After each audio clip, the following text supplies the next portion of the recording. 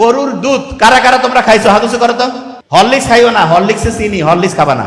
অনেক অভিভাবক মনে করে হরলিক্সে ব্রেন বাড়বে, ব্রেন ধ্বংস হয়। এটা নিয়ে পরে বলবো, খালি এইটুকু বললাম, হরলিক্সে 10 গ্রামে 7 গ্রাম চিনি, ফালতু জিনিস, সত্যি কথা, ফালতু। আচ্ছা, যে জিনিসটা বলতেছিলাম, আচ্ছা এই ছোট্ট বাচ্চারা এবং অভিভাবক সবাই, এবার গরুর দুধ থেকে 1-2 দিন পরে কি দই পাওয়া যায় না?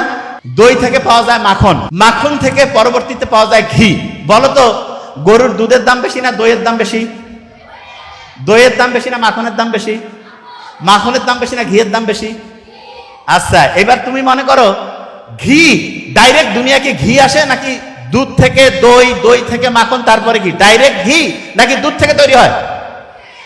আচ্ছা, তুমি ভালো কাজ করছো, সাথে সাথে তুমি পুরস্কার পাইছো, তাইলে বলো তো দই পাবা না দুধ পাবা? গরুর দুধ পাইলা। একটু দেরিতে পাইছো, তাইলে কি গরুর দুধ থেকে কি পাবা? দই পাবা। আর একটু দেরিতে হইলে, সবচেয়ে দেরিতে ঘি। তাহলে সবাই ঘি খাইতে চাও না? এই কও না কেন? ব্রেইনের জন্য খুব উপকারী। ছোট্ট বাচ্চা যারা আছো, মা এবং অভিভাবকদেরকে বললো প্রত্যেকদিন একটু হইলো ঘি খাওয়াবেন, ব্রেইন অ্যাক্টিভ হয়। ব্রেইনের তথ্যগুলো যে রাস্তা দিয়ে যায় না, আচ্ছা এই রাস্তা দিয়ে যাওয়ার জন্য আমরা অনেক সময় করি না একটা জিনিস, ওই যে যারা হুন্ডা চালাই, যাতে খুব ভালোভাবে হচ্ছে ইঞ্জিনটা চলে, এই জন্য মোবিল টোবিল দিয়ে একটু করি না? এরকম ব্রেইনের রাস্তাটা হচ্ছে ওইরকম মোবিলের মতো কাজ করে হচ্ছে ঘি। প্রত্যেকদিন ঘি খাবো একটু করে, প্রত্যেকদিন। এই ছোট্ট বাচ্চারা, আল্লাহর কাজ করতেছো, আল্লাহ খুশি হয়েছে, কিন্তু তোমাকে দেরিতে দিচ্ছে, তাহলে কি দিবে বলো তো? দেখছেন কি ব্রিলিয়ান্ট, কি দিবে? তাহলে যত দেরিতে তত কি পাবো? ঘি পাবো। কি পাবো?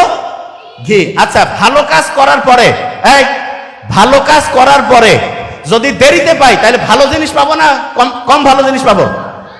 আচ্ছা, এবার শুনো, তুমি একটা খারাপ কিছু করতেছো, তোমাকে সাথে সাথে পানিশমেন্ট দিছে, শাস্তি দিছে, তাইলে একরকম। যদি অনেক দেরিতে পানিশমেন্ট দেয়, তাইলে ভালো না খারাপ? খারাপ।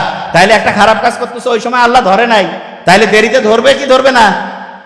ধরবে। তবে আল্লাহ সুযোগ দেয়, যদি তুমি ভুল করার পরে, ভুল করছো, ভুল করার পরে যদি আল্লাহকে বলো যে এটা ভুল হয়েছে, আচ্ছা ভুল করছো একটা, সেটা থেকে যদি আবার ফিরে আসো, মনে করো শোনো, তুমি তোমার আব্বা আম্মাকে একটা মিথ্যা বলছো, তারপরে কিছুক্ষণ পরে এসে যদি বলো যে আব্বা এটা ভুল করছি, আব্বা আম্মা হেসে ফেলে না? তারপরে তোমার একটা চকলেট, একটা কিছু খাবার দেয় না?